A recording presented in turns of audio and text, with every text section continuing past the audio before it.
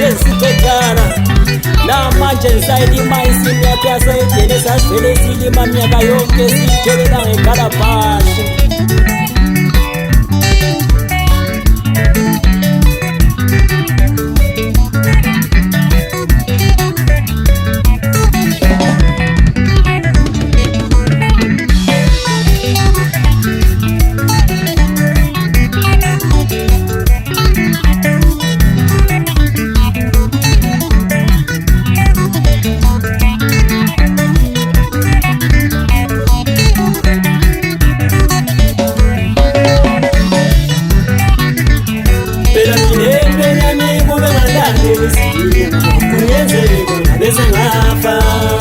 Abafowethu bonke ngambila nabo sebafa.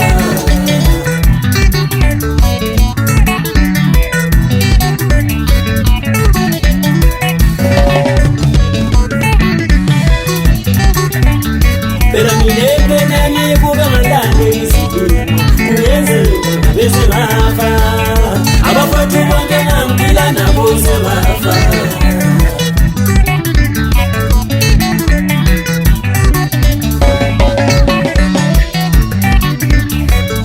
Abanye babo basemajele bazibuza ukuthi bobungani saphila abazali babo bamkhaleli nyembezi zegazi.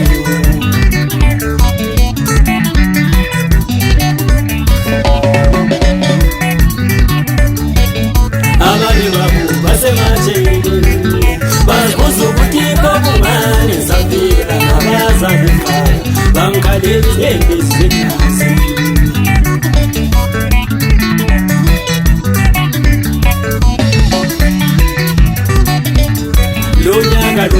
Yenzeka njalo Ntuswa yesemeselo mthakade Hlalise njalo Njalo mangifike ekhaya.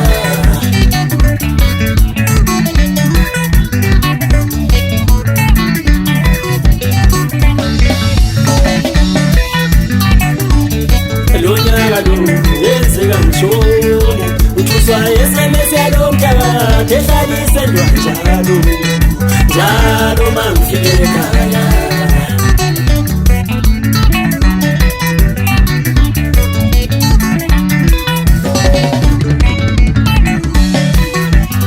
Ithi njabulo makabolela thini kodwa khona ihlanyelwa leyo ndawo luzothatha amathambo luyodayisela abantu besizwe.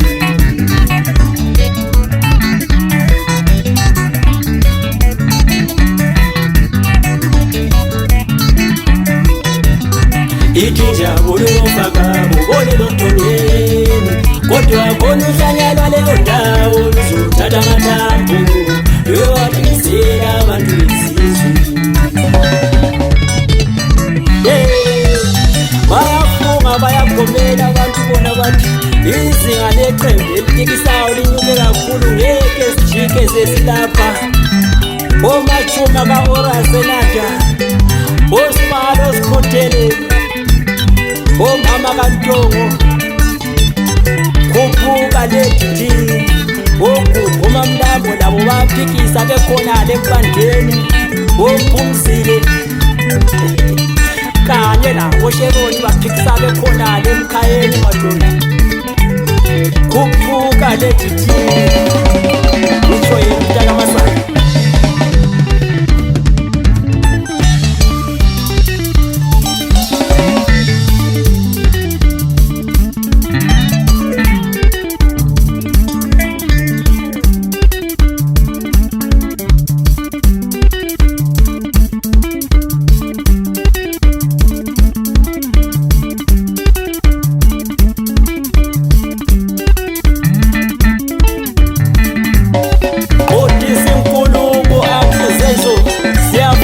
Isalukazi somdeni manje.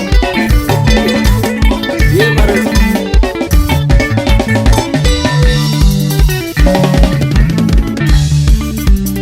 Oro kanjani mfana DMT.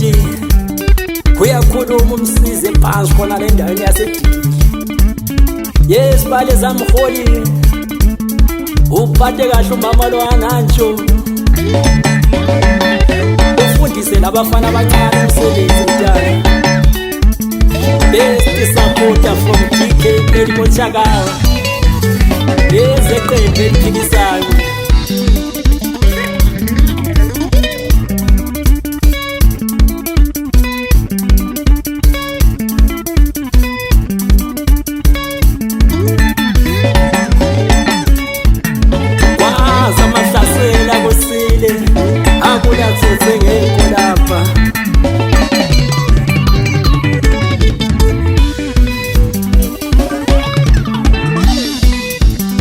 Minyaka yonke bengizibiza mphansi endaweni yaseNanda wela maphikankani. Lo nyaka ngizibiza ngikhona apha elokishini laselulwane. Ngikhetha abadala madoda oFayton oSamjava bakhona labo ndosi eceleni khonapha. Ba-right abantu bobuningi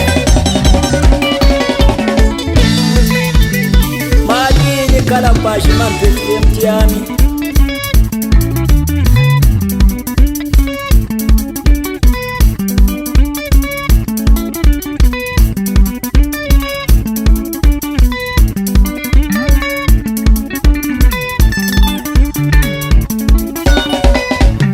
Batinjabule ufaka ngolele shati Woto kono shanyalo leo jawe Kusutata matambu Lui wate kusila bandu msizu Batinjabule ufaka ngolele shati Woto kono shanyalo leo jawe Kusutata matambu Lui wate kusila bandu msizu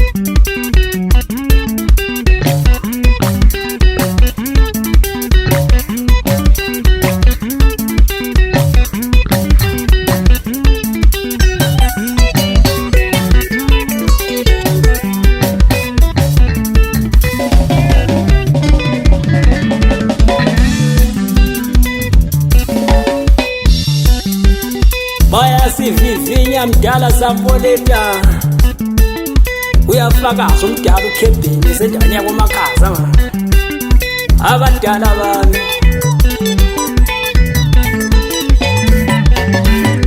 kwaza mahlasela kusile akulanzothengekho lapha ngilikambayi sothi fishuthi itsho njalo bafana demarani.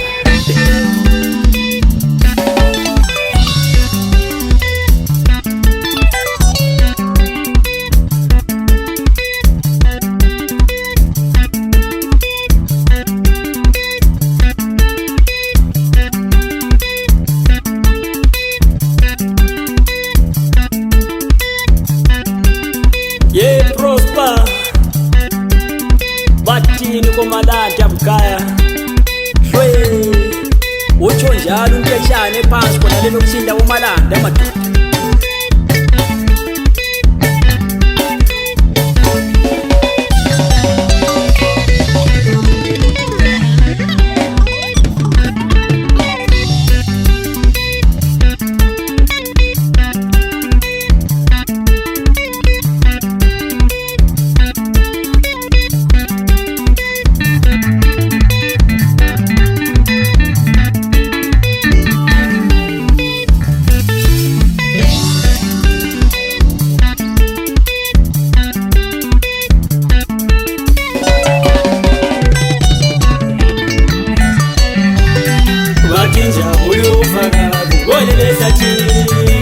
Watu wakono shanyala leo jawe Lusu tata matambu Lue wate mseda bandu msisu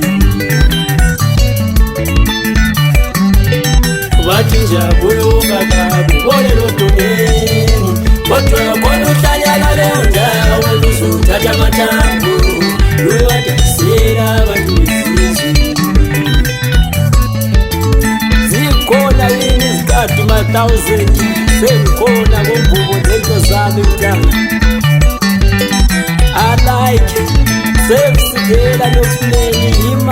abika makhelwane yonke avelela khona ngapho. Ye mkhwicha bayangiseka abafana abancane ongodo mangicela isayini.